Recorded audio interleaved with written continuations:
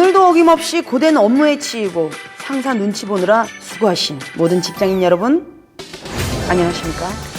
여러분들이 겪는 갖가지 희노애락을 마음으로 듣고 가슴으로 이해하는 김현숙입니다. 아시는 분은 아시겠지만 제가 막대 먹은 영애씨로 산 지가 꽤 됐죠. 대한민국 직장인의 현실을 고스란히 담아내고 있는 이 드라마를 통해서 저도 직장인분들의 애환을 간접적으로나마 느끼고 있는데요. 오늘은 직장인의 그 많고 많은 애환 중에서도 직장 내에서 벌어지고 있는 성희롱에 대한 이야기를 해볼까 합니다. 지금 이 영상을 보고 계시는 분들 중에서 아마 상당수가 에이, 우리 회사엔 성희롱 같은 건 없지? 이런 생각 분명히 하고 계실 텐데요. 지금 이게 성희롱이구나 하고 인지할 새도 없이 생각보다 많은 성희롱들이 내 동료, 내 선배, 내 후배에게 일어나고 있다는 사실 알고 계신가요? 오늘 저 김현숙이 각종 랭킹을 통해서 직장 내에서 벌어지고 있는 성희롱, 그 실태를 낱낱이 밝혀드립니다. 보다 유쾌하고 건강한 직장 생활을 위하여 직장인 공감 랭킹쇼 성희롱 타파 5! 지금 바로 시작합니다.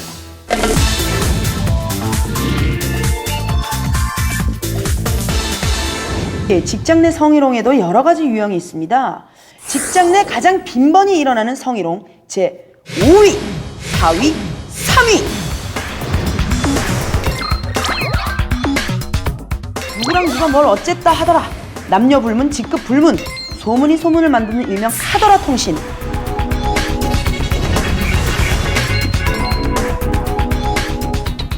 회사 컴퓨터에 깔아놓은 음란한 사진들을 보여주는 행위.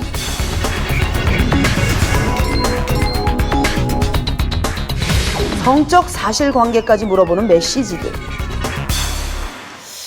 이쯤 되면은 저도 전문가의 도움이 필요할 것 같습니다. 여러분, 여기서 여성노동법률지원센터 민대숙 대표님을 모셔보도록 하겠습니다. 대표님!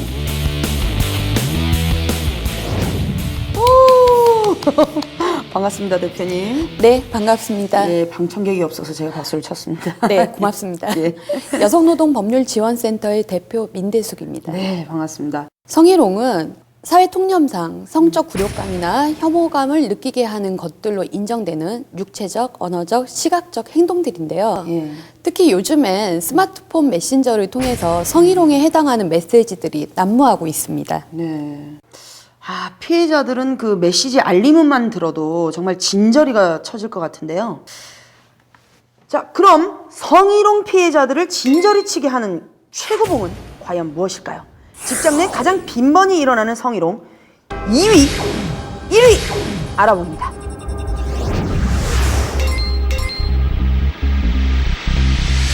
행하는 사람은 장난이라고, 말하는 사람은 농담이라고 하는 이 언행들. 그 행위를 당하고 그 말을 듣는 사람도 과연 농담이고 장난이라고 느껴질까요? 서로 말과 행동에 있어서 다르다라는 것을 유념하고 상대방을 존중하고 배려하는 태도를 가져야겠죠. 예, 맞습니다. 예. 그 상대방의 의사와 관계없이 이루어지는 모든 언행에는 배려를 바탕으로 한 주의가 필요할 것 같습니다.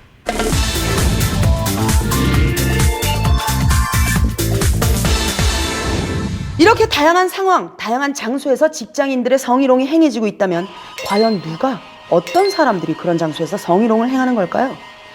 성희롱 행위자의 직위 제 3위, 2위.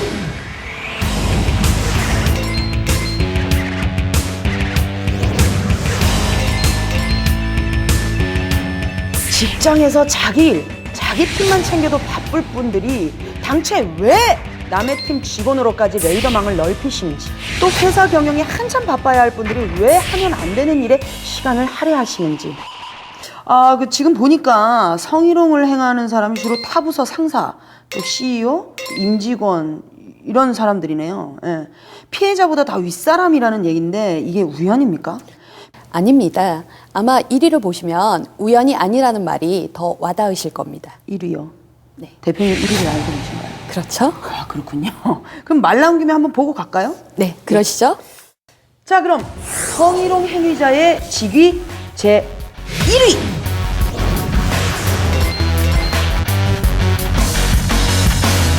보신 것처럼 예. 직속 상사가 직장 내 성희롱을 가장 많이 하고 있습니다. 그러네요. 그러면 그 진짜 행위자의 직위가 피해자의 직위보다 높은 게 우연이 아니네요. 그렇죠. 일부 동료나 부하 직원이 성희롱을 하는 경우도 있지만 아무래도 조직이라는 특성상 상급자가 직장 내 성희롱을 하는 경우가 많습니다. 특히 직장 상사의 경우에는 피해자의 근로 조건을 결정하는 권한을 가지고 있기 때문에 피해자가 성희롱에 대해서 쉽게 대처하지 못하는 난점도 있지요. 이런 경우가 있기 때문에 주로 피해자보다 높은 직위에 있는 사람들이 직장 내 성희롱 행위자인 이런 필연이 생기는 것이죠. 대부분의 피해자가 약자인 게 현실이라 참 안타깝습니다. 네. 그러면은 성희롱 행위자에게 처해지는 조치에는 어떤 것들이 있을까요, 대표님? 일단 사업주가 네. 성희롱 예방을 해야 함에도 불구하고 그렇죠. 성희롱 행위자인 경우에는 과태료 1,000만 원에 처해질 수가 있고요. 세네요. 네. 그리고 성희롱이 발생했을 때 사업주는 지체 없이 성희롱 행위자에게 경고, 견책, 전직, 해고 등의 징계 또는 이에 준하는 조치를 취해야 합니다. 네. 만약에 이러한 조치를 게을리에 했을 경우에 네. 사업주한테 또한 과태료 500만 원이 부과되게 됩니다. 아, 어떻게 보면 그거를 방관했다라고 판단이 들 수 있기 때문에 오히려 그 사업자에게도 500만 네. 원의 직장 내 성희롱의 예방과 처리의 의무는 지금 사업주한테 전적으로 부과되어 있습니다.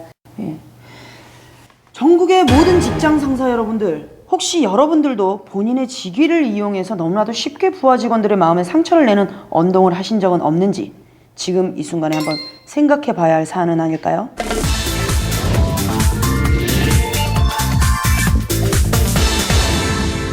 아직도 여러분은 성희롱이 은밀하고 아무도 없는 장소에서만 일어난다고 생각하십니까? 혹시 여러분만 눈치 못 채고 계신 건 아니신지요? 성희롱이 가장 많이 발생하는 장소 공동 3위.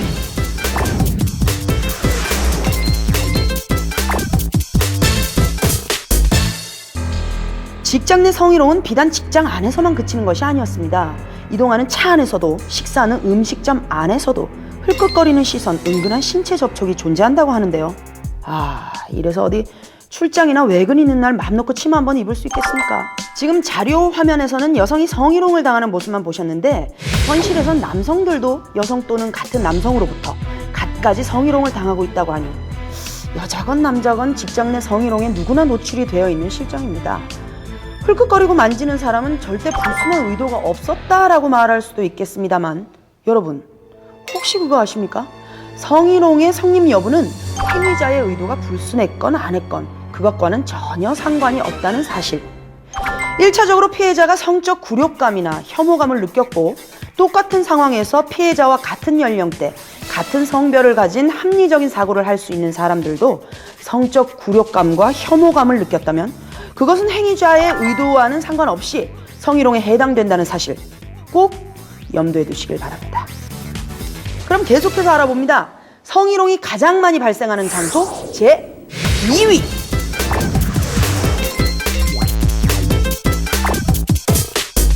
부장님의 술잔을 채우려고 입사한 게 아닌데 과장님과 블루스를 추려고 입사한 게 아닌데 왜 회식 자리에만 가면 입사 목적이 달라지는 것입니까? 도대체 왜? 성희롱 피해자의 75%가 20, 30대 여성이라는 사실을 감안하면 여자가 술을 따라야 제맛이라는 부장님의 말도 나랑 진하게 춤 한 판 출까? 라는 과장님의 말도 모두 성희롱에 해당된다는 사실. 회식은 제발 모두 즐겁게 즐기자고요. 제발! 그렇다면 성희롱이 가장 많이 발생하는 장소 그 대망의 1위는 과연 어딜까요?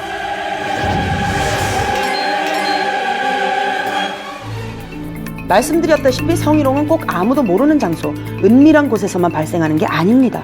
여러분이 일하고 있는 일터 곳곳, 여러분이 눈치채지 못한 사이에 성희롱은 빈번히 발생하고 있다는 사실.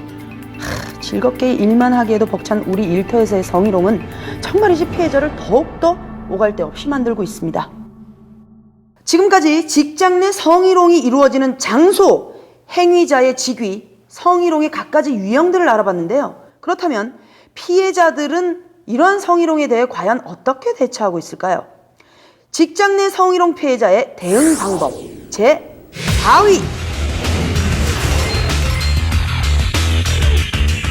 성희롱 피해자가 직장을 떠나는 현실.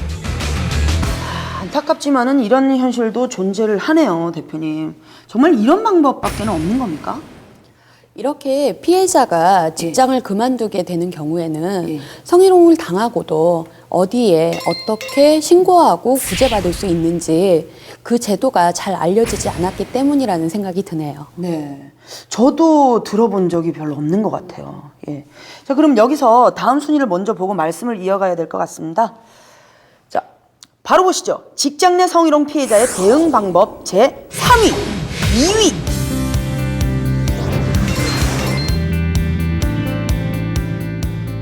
성희롱 때문에 고통받는 분들을 위해서 네. 국가기관이나 민간단체 등 상담 창구가 많이 열려 있습니다. 네.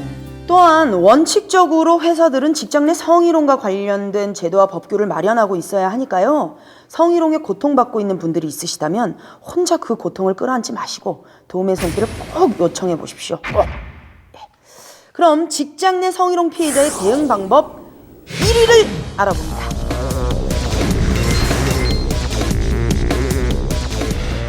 여기 들어도 못 들은 척, 봐도 못 본 척, 당해도 안 당한 척 해야 하는 성희롱 피해자들이 있습니다.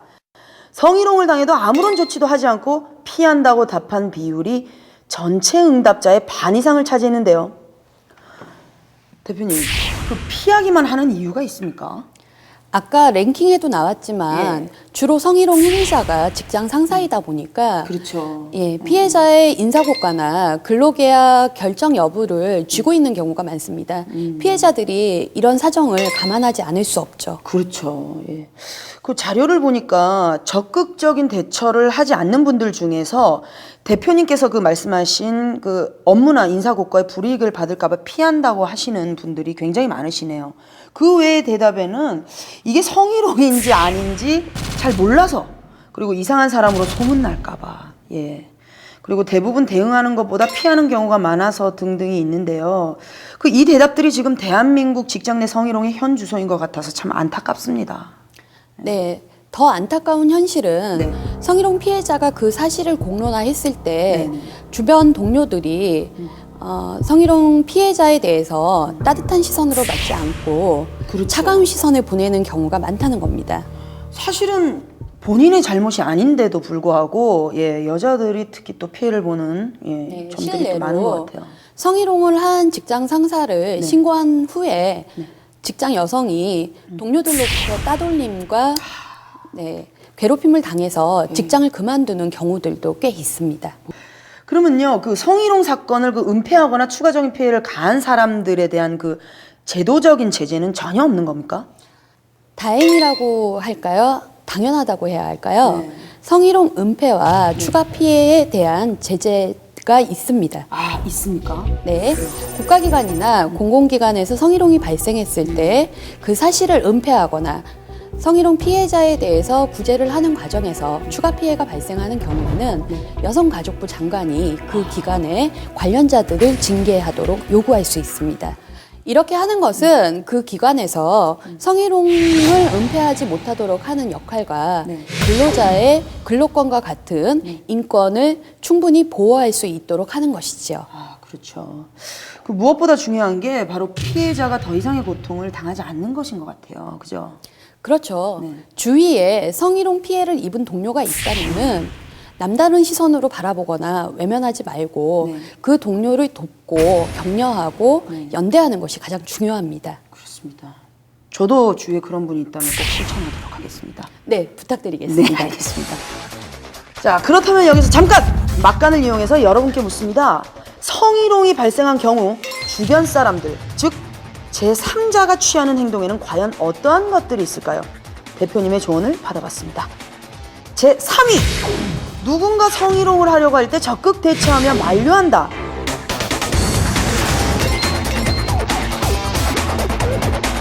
예를 들어 네. 회식 때 네. 동료에게 직장 상사가 브루스를 추자고 한다. 아, 이런 거 많아요. 네, 이 경우에 그냥 가만히 있지 마시고 네. 직장 상사의 관심을 다른 쪽으로 돌리시는 게 성희롱을 예방할 수 있는 좋은 방법 중에 하나죠.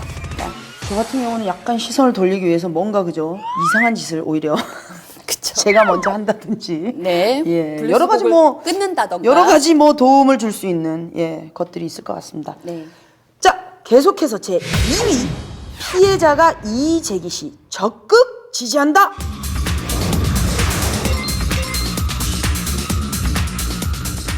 네. 성희롱이 발생한 당시에 주변에서 적극적으로 대처하지 못하셨다면은 네.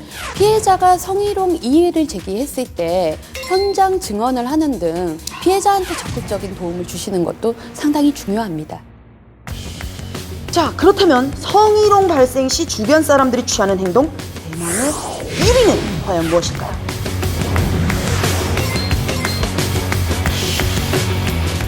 안타깝게도 적극적인 대처도 아니고 적극적인 만류도 아니고 바로 방관입니다.